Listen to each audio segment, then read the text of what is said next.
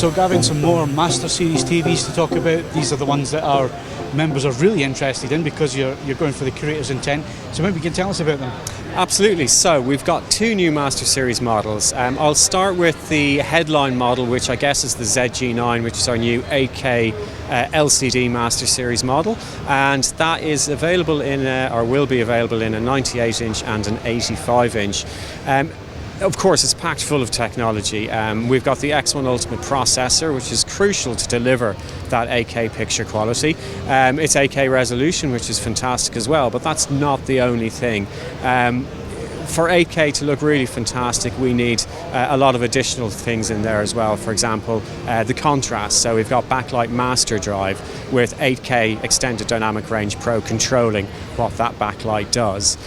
We've also got 8K X-Reality Pro to ensure that the detail in the picture is coming across perfectly as well. And probably worth pointing out as well that there isn't a huge amount of 8K content out there, so the upscaling ability of the TV is crucial as well, and that 8K X-Reality Pro database will come into its own when we're talking about upscaling 4K or HD to 8K resolution as well. In addition, we've got some nice Sony unique technologies with X-Motion Clarity to provide smooth motion, particularly for sports, etc., and X-Wide Angle to give a nice wide viewing angle for the TV as well. Styling and design wise, it uses our new blade architecture design. So you will see around the bezel we've got these kind of blade design, and that actually serves a kind of a purpose as well. It's form and function in that it will work as a heat sink to dissipate heat from the 8K screen, but also create a darker bezel around the edge as well, so the screen will pop even more out of the picture. Of course, Netflix calibrated mode we have on there. It's an IMAX enhanced screen as well, and we've got all of the usual HDR10 Dolby Vision functionality in there as well. Now 8K, you rightly said there's a real lack of content, but it's something I've noticed with a couple of screens that I've been looking at, and especially your screen in the demonstration we've just had with the professional monitor, and that's pixel density. It makes such a difference even with upscaled 4K.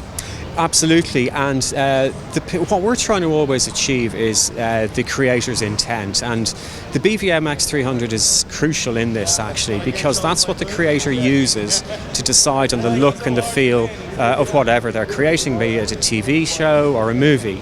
And it is a 30-inch screen, it's 4K resolution, so it has a very, very high pixel density. When you transfer that up to a very large screen size, like the 98-inch we were looking at earlier, a 4K TV will lose a lot of that sense of realness in the picture quality because it doesn't have the high density effect. So with 8K resolution, we're able to get even closer than we have been previously, even with 4K content, to really get the similar look and feel of realness that we get on that BVMX300 monitor. And do you think there is a screen limit, as in screen size, when it comes to 8K? You know, is there an entry point such as 77 inches or above, or can you go as low as 65? At the moment, I think you're going to get the bigger benefit from 85-inch, 98-inch, but that's not to say that there isn't a story for smaller screen sizes in the future as well. But I think we'll get the best benefit from bigger screen sizes. And these being a Master Series, we don't have any pricing or availability, but I understand these are going to be premium. Well, a Master Series is always, the best of the best. So they are a premium product and look fantastic and will give you such a good picture experience. Yeah. And we're actually going to get the 98-inch in the UK as well, which is massive. How do you get through the door? I'm sure you can work it out. If you've got enough space to have a 98-inch inside, I'm sure you can get the door to fit it through as well. Yeah. Excellent. So let's move on to OLED, new OLED screen, and like with the ZG9, are we getting rid of the models that we've seen already? Are these new models that are going to be the new top line? Yeah, so essentially ZG9 is now our flagship LCD model, and then for OLED we have the new AG9, which is our flagship OLED model to supersede AF9. Actually, spec-wise they're quite similar. We've done some fine-tuning on the X1 Ultimate processor, of course, to ensure that it's working as good as it possibly can with the latest panels, etc. But we still have the very cool features like pixel contrast booster to give us those really nice textures and true to life look, particularly on higher brightness images. We've got Acoustic Surface Audio Plus as well, so that's sound coming directly from the screen, which has been a really popular feature with the OLED models in the past as well, and all sorts of the same features that we know and love. The big kind of difference is really down to the design. So the AG9 is quite a bit slimmer footprint-wise than the AF9 was.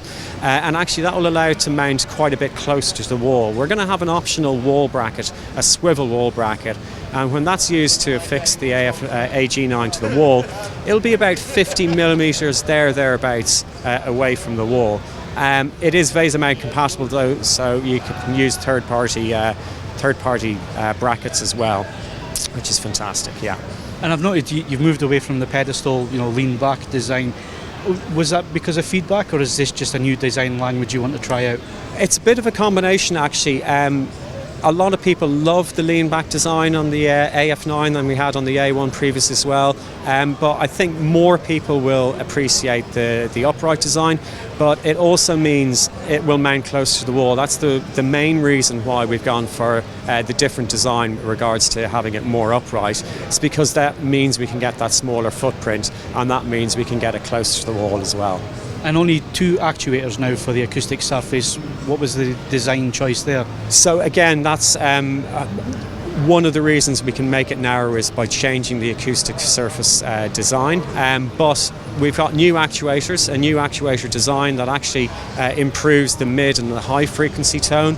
The shape of the actuators has changed from circular to an oval, and again that will give a wider sound field as well, so you'll get that incredibly immersive audio.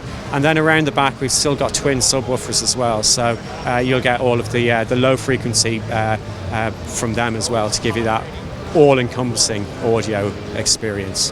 So we're still not finished. That's the Master Series out of the way. We now move on to LED LCD for the year and the models that you've announced here. So main model we're talking about is the new XG95, which is 4K HDR full array LED model. It doesn't supersede XF90, so we're keeping XF90 running, but XG95 takes a lot of the technology we originally introduced with the Master Series into that lineup. So for example, it's X1 Ultimate, so our most powerful processor. We've got X Motion Clarity, we've got X Wide Angle on the 75-inch and 85-inch. It will come in 55, 65, 75 and 85, so great range of different screen sizes as well. But one of the kind of most significant new technologies we're introducing on the XG95 is acoustic multi-audio. And essentially what this is creating that sound from picture experience that we've already seen on our OLED models with Acoustic Surface Audio Plus, but expanding that to the LCD lineup. Now it works in a different way because we can't vibrate an LCD panel the same way as we do with the OLED panel. Instead we've got sound positioning tweeters located up around to the side and the back of the TV, and they combine with our full range speakers at the bottom to really create the impression that the sound is coming directly from the screen, and that gives you that more immersive experience, entertainment experience, just like when you go to the movies, the cinema, whenever the speakers are hidden behind the main cinema screen to give you that immersive effect. You'll get the same effect from the XG95 as well.